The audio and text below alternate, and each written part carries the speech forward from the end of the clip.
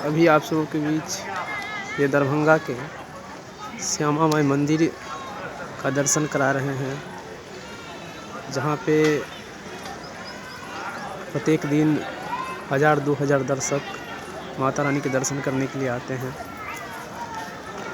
ये महाराज कामेश्वर सिंह ने श्यामा माई मंदिर का निर्माण कराया था, जो आज भी दरभंगा के विरासत के रूप में उपस्थित है।